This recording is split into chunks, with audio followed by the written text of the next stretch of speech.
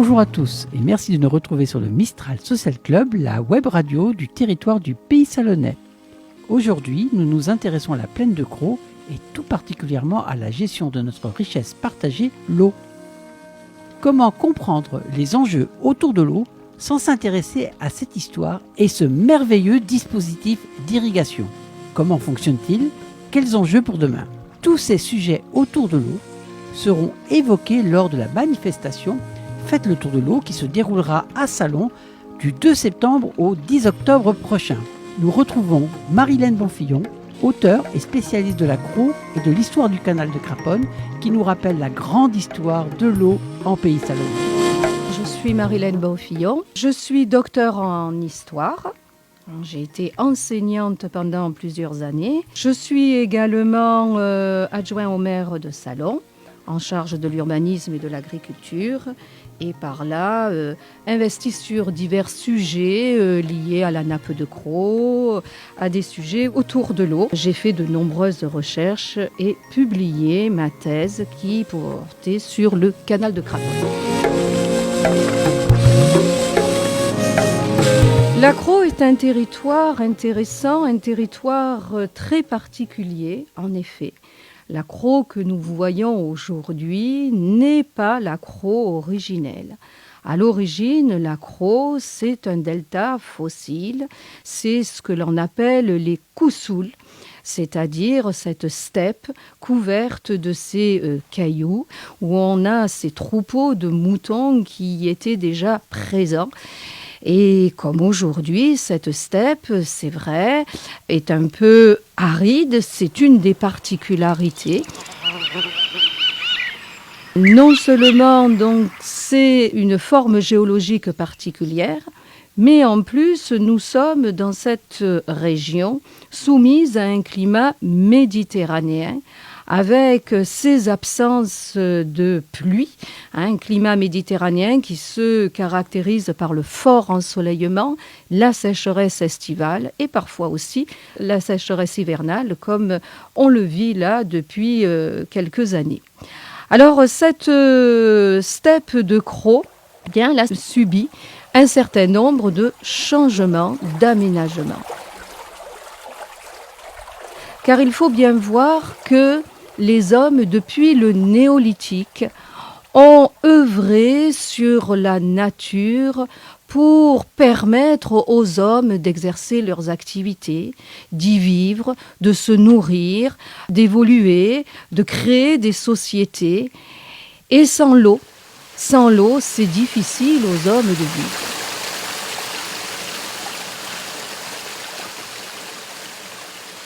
Donc l'eau qui était absente ou très faible, car il existait à l'époque romaine des puits, mais très faibles. Il y a quelques zones humides, mais elles sont limitées. La Crau, c'est le résultat d'aménagements au cours de plusieurs centaines d'années.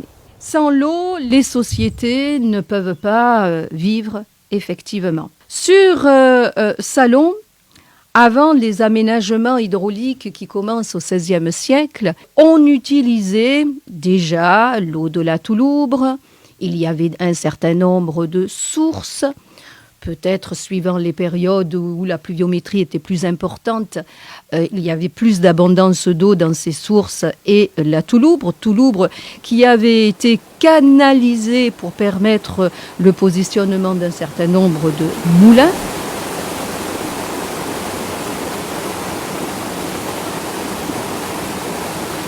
C'est pour dire que l'eau a toujours été fortement utilisée et indispensable à la vie des hommes.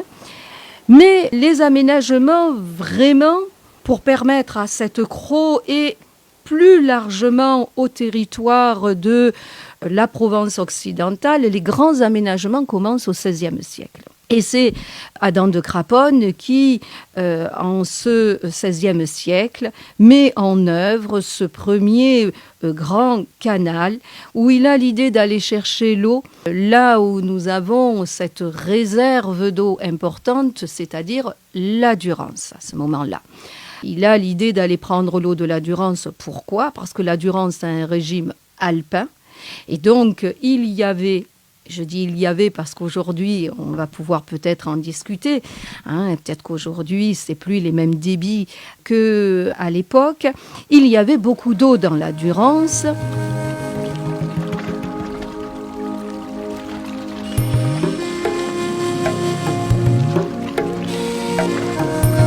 Donc l'idée d'aller prendre l'eau dans la Durance pour la dériver vers l'Accro, qui dans un temps préhistorique était l'emplacement d'un fleuve qui venait jusqu'à la Méditerranée, parce qu'à la Durance ensuite a été capturé par le Rhône et donc le cheminement a été différent. Voilà donc où commencent au XVIe siècle ces aménagements. L'idée de Craponne, donc, c'est d'abord d'apporter l'eau pour de l'activité multiple. Et avant tout, pour faire tourner les moulins. L'eau, elle a un but usinier, faire de la farine, mais aussi c'est pour les moulins à huile, c'est aussi les moulins qui vont permettre pour la fabrication du papier. Enfin, donc, c'est cette force hydraulique qui est un objectif majeur. L'eau dérivée va également servir à l'irrigation. Et c'est là que va commencer toute la transformation de la Crau, de ces coussouls, qui vont donner naissance à ce qu'on appelle la Crau humide, la Crau verte, ces paysages que nous avons aujourd'hui, qui ont permis l'agriculture, mais qui ont créé aussi un équilibre entre une nouvelle végétation, une faune, une flore différente. Donc un paysage qui aujourd'hui fait la force de ce territoire et qui se complète avec la partie Koussoul, steppe, qui est restée naturelle, on va dire.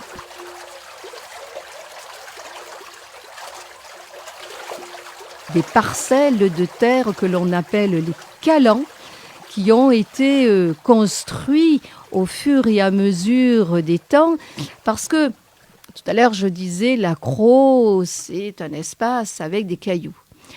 Pour pouvoir irriguer, il a fallu tout d'abord épierrer. Les hommes ont enlevé les pierres, et ont construit en limite des champs ces amas de pierres. On définit des limites que l'on appelle les calans. Et ensuite, il a fallu niveler. Alors si aujourd'hui, on dispose de moyens techniques très perfectionnés, à l'époque, c'était essentiellement le savoir-faire, l'observation, l'expérimentation qui permettait de niveler. On comprenait bien la pente donc nord-est-sud-ouest de la Crau, et on a fait ce nivellement pour permettre l'irrigation gravitaire. En quoi consiste l'irrigation gravitaire ?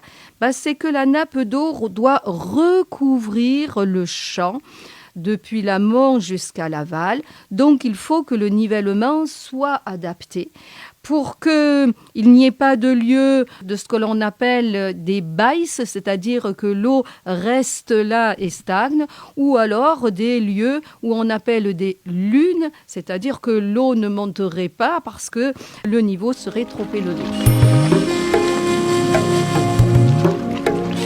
Il faut que tout le monde puisse arroser à tour de rôle. Donc, on a des principes de ce que l'on appelle les tours d'eau. Alors, il faut savoir que dans les civilisations méditerranéennes, depuis toujours, existe ce principe de tour d'eau. On voit cela déjà dans le monde arabe dès le Moyen-Âge, où il existe des systèmes de tours d'eau. Et j'avais vu comment, d'ailleurs, les techniques d'irrigation de tours d'eau ont dû traverser aussi la Méditerranée, l'Espagne, pour arriver dans notre région provençale. On retrouve exactement les mêmes principes.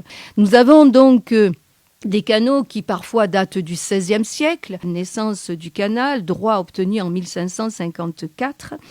Adam de Craponne a permis l'arrivée de l'eau à Salon, puis on a une branche qui est allée jusqu'à Arles. Ce sont les frères Ravel avec qui il travaillait qui ont continué l'œuvre d'Adam de Craponne après sa mort. Mais notre région, la Crau, la Provence occidentale, a bénéficié également d'autres constructions de canaux à l'image de celui de Craponne. Craponne, c'est au XVIe siècle, mais des années plus tard, notamment à la fin du XVIIIe siècle, Monseigneur de Boisgelin dit il faut l'étendre, le canal que Craponne a fait avec ses canaux secondaires. Et donc, on a, à la fin du XVIIIe siècle, la construction d'autres canaux en prenant toujours l'eau à partir de la Durance. On a le canal donc des Alpines méridionales, septentrionales, parce qu'il faut voir que sous la Révolution française, continuer à dire canal Boisgelin, ça passait pas. En 1791, une loi est passée et on a enlevé de Monseigneur de Boisgelin. Craponne est toujours resté Craponne. Petite parenthèse, là, on a toujours appelé Craponne contrairement aux autres. Voilà pourquoi ce territoire a bénéficié de cette eau de Durance et s'est multiplié.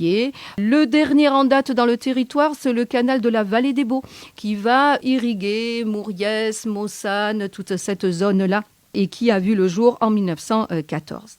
Alors aujourd'hui, l'héritage de ces constructions qui ont véritablement apporté un atout sur cette région, un atout économique, un atout environnemental, un atout aussi des hommes autour de l'eau, même si parfois il y a eu, comme nos écrivains l'ont dit, Pagnol ou Giono, des disputes autour de l'eau, il y en a eu plusieurs, mais aussi on a créé des sociétés autour de l'eau, on a rapproché, fédéré les hommes parce qu'on a un intérêt commun à gérer cette eau. Merci Marilène Bonfillon pour cet immense travail. Nous vous retrouverons prochainement pour une deuxième partie sur le fonctionnement du système d'irrigation en Crau. Merci pour votre confiance et à très vite sur le Mistral Social Club.